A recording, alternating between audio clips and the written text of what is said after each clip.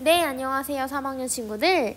자, 오늘은 여러분들이 어제 배웠던 4가지 개념에서 그것을 응용한 문제가 무엇인지 확인해보는 적용학습 시간입니다. 우리 지난 시간에 배운 거 한번 생각해 볼게요. 지난 시간 4가지 배웠습니다. 상승 이미지, 하강 이미지, 동적 이미지, 정적 이미지 요 4가지 배웠죠. 그쵸? 상승 이미지는 아래에서 위로 올라가는 듯한 느낌의 이미지.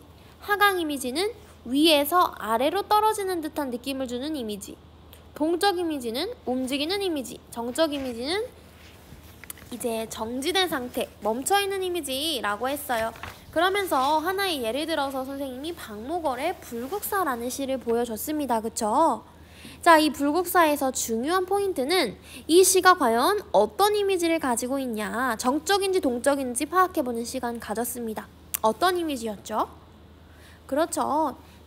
멈춰있는 불국사를 관찰하는 관조적인 태도를 보이고 있으니까 이것은 정적 이미지라고 보는 게 맞다라고 생각할 수 있었어요. 그쵸? 자, 정말로 이런 이미지가요, 선생님. 고등학교 모의고사에 나왔나요? 네, 정말 나왔습니다. 보세요, 여러분. 보세요.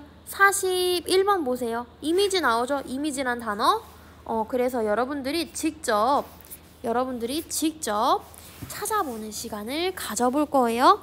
자, 그런데 이미지가 여러 가지 나온 시가 많아요. 그래서 여러분들 선생님이랑 오늘 박두진의 꽃구름 속에랑 곽재구의 새벽편지를 이제 자세하게 분석해보고 그것을 통해서 이미지를 파악해보는 그런 시간을 가질 거예요. 자, 이 두 시는 정말 좀 어렵긴 하지만 정말 좋은 교훈이 담긴 시예요. 자, 한번 읽어보세요. 여러분들 선생님이 해설 강의를 하는 동안에 이 두 시를 분석해보고 그 다음에 여기 뒤에 39번이랑 41번 문제 좀 풀어보세요. 자, 준비 시작. 자, 여러분 다 풀고 왔죠? 네, 그랬으면 선생님 강의를 들을 준비가 되었습니다. 자, 볼게요. 39번 문제를 풀기 위해서는 가, 나를 다 알아야 돼요. 자, 가시 읽어보겠습니다. 꽃바람 꽃바람 마을마다 훈훈이 불어오라. 복사꽃 살구꽃 화환한 속에 구름처럼 꽃구름 꽃구름 화환한 속에 꽃가루 흩뿌리어 마을마다 진한 꽃향기 풍기어라. 치이와 주름에 시달리어 한겨우내 움치고 떨며 살아나온 사람들. 서러운 얘기 다 까맣게 잊고 꽃향에 취하여 아득하니 꽃구름 속에 쓰러지게 하여라.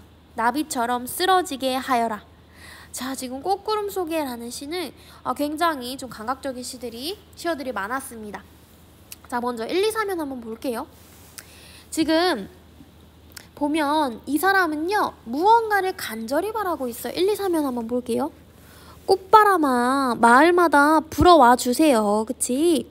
복사꽃 살구꽃 꽃구름 화환한 속에 꽃가루를 흩뿌려서 이 사람이 바라는 것은 마을마다 꽃향기가 풍겼으면 좋겠다라는 이 바람이에요. 화자의 바람. 화자의 바람. 자, 그래서 1에서 3년은 이렇게 정리할 수 있어요. 꽃이 피어서 지금 꽃향기가 어디에 퍼지길 바랍니까? 그렇죠. 온 천지에 퍼지기를 바랍니다.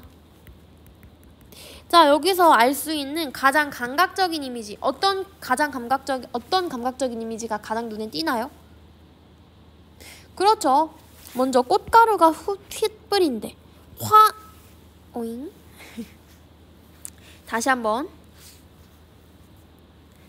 봅시다. 여러분들은 잠깐 한 30초 전으로 돌아가서 필기를 해주시고요. 자, 우리 감각적 이미지 찾는 것부터 한번 해봅시다. 1에서 4면 아까 필기했죠. 꽃이 피어서 향기가 온 천지에 퍼지기를 바라고 있어요. 그쵸? 화자의 바람이 담긴 내용이었어요. 화자의 바람. 그런데 복사꽃 살구꽃 화환한 속에 구름처럼 꽃구름 화환한 속에 여기에서 드러나는 어떤 감각적 이미지는 시각적 이미지가 많이 쓰이죠. 꽃으로 된 구름 이런 것은 눈으로 볼 수 있는 거니까 시각적 이미지 환하다라고 하는 것도 눈, 시각과 연관이 되죠. 그 다음에 꽃향기 풍기어라. 지금 꽃향기라고 했어요. 그렇기 때문에 얘는 어떤 이미지? 후각적인 이미지가 쓰였습니다. 그쵸? 이제 감각적인 시어들이 많이 쓰였어요. 그 다음에 치위와 주림에 시달려. 자, 지금 치위와 주림 다 어려운 말인데 치위는 추위라고 여기 써있네요. 추위와 굶주림, 배고픔에 시달리어서 한겨울에 움치고 떨며 살아나온 사람들. 아, 이거 굉장히 부정적인 상황이야. 그쵸? 마이너스 상황이야.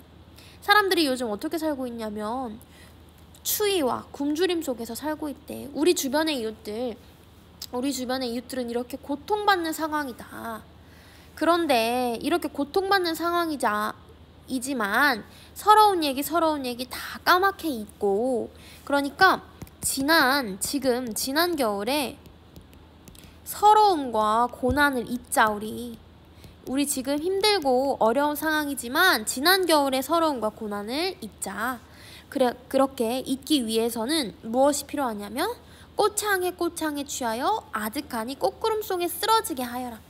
이제 겨울에 고통스러운 상황에서 벗어나서 지금 긍정적인 상황으로 돌아갑니다. 꽃향기에 취해서 꽃구름 속에서 쓰러지다. 이제 쓰러지다. 부정적인 의미의 쓰러지다는 아니에요. 꽃구름 속에 이제 파묻혀서 행복해지길 바라는 거야. 그러니까 이 사람은 꽃향기가 퍼지기를 바라는 거야. 꽃향기가 퍼진다는 게 정말 단순한 의미로 우리 동네가 향기로웠으면 좋겠다 이런 게 아니죠. 그쵸? 꽃향기가 퍼지는 것처럼 사람들에게 행복이 다가왔으면 좋겠다. 그런 뜻이에요. 그래서 이 시의 주제를 어떻게 정리하냐면 어떻게 정리할 수 있을까요? 이 시의 주제는 이제 겨울이 지나고 봄이 됐으니까 아름다운 봄날 꽃향기를 맡으면서 지난날의 아픔은 잊자. 지난날의 아픔을 잊자 라는 거예요. 아름다운 봄날에 꽃향기를 맡으면서 지난날의 아픔을 잊자. 그러면서 모든 사람들이 꽃향기를 맡으면서 행복해지기를 바라는, 고통스러운 상황에서 벗어나기를 바라는 어떤 시인의 바람이 담겨있는 그런 주제였습니다. 자, 됐나요? 자, 그럼 나시 한번 볼게요. 나시는 곽재구의 새벽편지라는 시예요. 자, 요 시도 비슷한 느낌의 시인데 읽어보겠습니다. 새벽에 깨어나 반짝이는 별을 보고 있으면 이 세상 깊은 어디에 마르지 않는 사랑의 샘 하나가 출렁이고 있을 것만 같다. 고통과 쓰라림과 목마름의 정령들은 잠들고 눈시울이 붉어진 인간의 혼들만 깜빡이는 아무도 모르는 고요한 그 시각에 아름다움은 새벽의 창을 열고 우리들 가슴에 깊숙한 뜨거움으로 만난다. 다시 고통하는 법을 익히기 시작해야겠다. 이제 밝아올 아침의 자유로운 새소리를 듣기 위하여, 따스한 햇살과 바람과 라일락 꽃향기를 맡기 위하여, 진정으로 너를 사랑한다는 한마디, 새벽 편지를 쓰기 위하여 새벽에 깨어나 반짝이는 별을 보고 있으면 이 세상 깊은 어디에 마르지 않는 희망의 샘 하나가 출렁이고 있을 것만 같다. 굉장히 마음을 울리는 시였어요. 자, 한번 상황 정서 태도를 파악해 볼게요.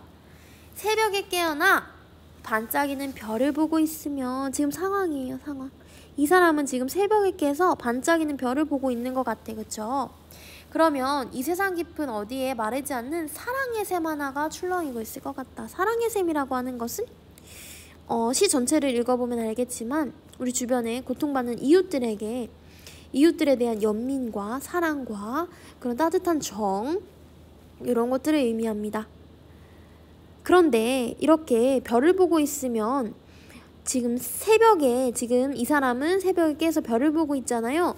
근데 고통과 쓰라림과 목마름의 정령들은 지금 잠을 들고 있대요. 자, 이게 무슨 소리냐면 고통과 쓰라림과 목마름의 정령들은 잠들고 이 사람들은 지금 화자와는 다르게 고달픈 현실을 사는 사람들의 영혼이에요. 물론 나도 힘들지만 나보다 더 힘든 사람들은 사람들에 대한 어떤 마음을 담은 시 같아. 그래서 고달픈 현실을 사는 고통받는 사람들의 영혼은 잠에 든대요. 그런데 눈시울에 붉어진 인간의 혼들만 깜빡인데 반대쪽이죠. 고달픈 현실 사는 사람들의 영혼은 잠에 들었지만 눈시울에 붉어진 인간의 혼들은 잠에서 깨서 깜빡인데 왜? 이 사람들은 누군데? 그렇죠. 이 사람들은 고달픈 현실을 사는 사람들을 이제 사랑하고 그 사람들에 대한 연민을 가지고 그쵸? 그 사람들을 위한 마음을 가진 사람들, 그 사람들을 응원하는 사람들입니다. 그래서 그들을 연민하고 사랑하는, 그들을 연민하고 고통받는 사람들, 그러니까 현실 속에서 힘든 사람들을 연민하고 사랑하는 그런 사람들이에요. 그런 이웃들. 그렇지만 사실 여러분들 생각해보면 우리 주변의 이웃들이 내가 힘들고 슬프다고 해서 관심 가져주나요? 그렇지 않은 분들도 많아. 그래서 곽재구 시인은 이렇게 내 주변의 이웃들을 사랑하는 그런 시대가 왔으면 좋겠다라는 생각으로 이 시를 만든 게 아닐까라는 생각이 듭니다. 그래서 아무도 모르는 고요한 그 시각. 그 시각은 언제죠? 그렇죠. 새벽에 아름다움은 새벽의 창을 열고 우리들 가슴 깊숙한 뜨거움과 만난다. 자, 여기에서 정서가 드러납니다. 어떤 정서냐면 간절하고 절실한 정서예요. 어떤 간절하고 절실한 정서냐면 우리 고달픈 현실을 사는 우리 주변의 이웃 사람들에게 고통이 없어지길 바랍니다. 제 소원을 들어주세요. 그치? 간절한 마음으로 그 사람들을 응원하고 사랑하는 마음입니다. 다시 고통하는 법을 익히기 시작해야 돼. 여기 굉장히 중요한 태도가 나와요. 뭐 해야겠다라는 태도를 봤을 때 이 사람은 어떤 태도죠? 다짐을 하잖아요. 그쵸? 그래서 우리 첫 번째 시간에 배웠습니다. 의지적인 태도가 나타난다 볼 수 있어요. 그리고 또 희망적인 태도 나타난다고 볼 수 있어요. 그래서 어떤 태도, 의지적인 태도, 어떤 의지를 가졌냐면 이 사람은 우리 주변에 소외받는 이웃들에게 애정과 관심을 주면서 살고 싶다. 그런 지금 주제에 대한 의지를 보여주는 그런 이야기예요. 그래서 우리 주변의 이웃들에게, 우리 주변에 소외된 이웃들에게 관심을 주고 애정을 주며 살겠다. 고통하는 법을 익히기 시작하겠다는 것은 그 사람들의 마음을 헤아리는 거죠. 그 사람들은 직접 겪지만 나는 간접적으로 이해하고 싶다. 그런 만큼 그 사람들에게 관심 갖고 애정을 주고 싶다라는 그런 의지적인 태도가 나옵니다. 그래서 이제 밝아올 아침에 자유로운 새소리를 듣기 위해서 따뜻한 햇살과 바람과 라일락 꽃향기를 맡기 위하여 진정으로 너를 사랑하는 한마디. 이 너는 고통받는 사람, 우리 주변의 이웃들을 말하는 거죠. 그 사람을 사랑하는 한마디. 새벽 편지를 쓰기 위하여 이 새벽 편지가 의미하는 것은 그 사람들, 이제 고통받는 이웃들에 대한 따뜻한 마음과 연민, 그런 사랑, 이런 것들이 새벽 편지로 응집이 되어 있고요. 새벽에 깨어나 반짝이는 별을 보고 있으면, 자, 새벽에 깨어나. 이 새벽이라는 것은 희망의 시간이에요. 소외된 이웃에게 연민을 가지는 사람들만이 깨어있는 시간, 그리고 이제 미래의 희망을 준비하는 시간입니다. 그 사람들은 잠에 들어서 미래에 희망이 있을 거야 라고 준비하는 시간이 새벽이겠죠. 그래서 반짝이는 별을 보고 있으면 이 세상 깊은 어디에 마르지 않는 희망의 샘 하나가 출렁이고 있을 것만 같다. 아까는 사랑의 샘이었는데 이번엔 희망의 샘이 되었습니다.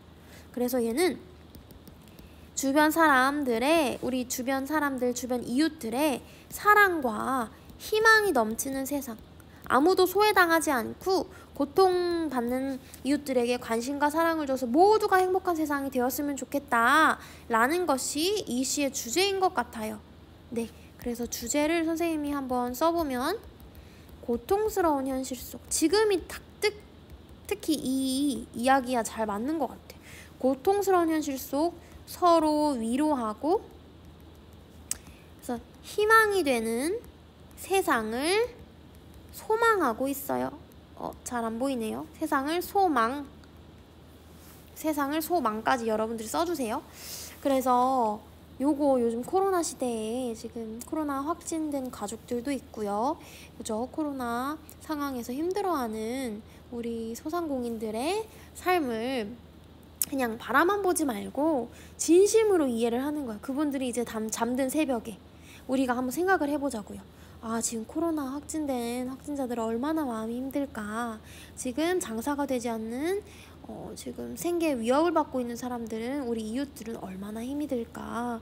위로하고 응원해주고 싶다. 이런 마음만 가지고 있으면 우리 모두가 행복한 삶을 살지 않을까라는 생각이 듭니다.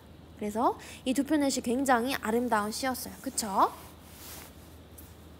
자, 그래서 39번, 41번 여러분들 문제 풀어오고요. 우리 다음 시간에 이어서 이 39번, 41번 문제 푸는 것부터 수업 시작하겠습니다. 수고하셨습니다.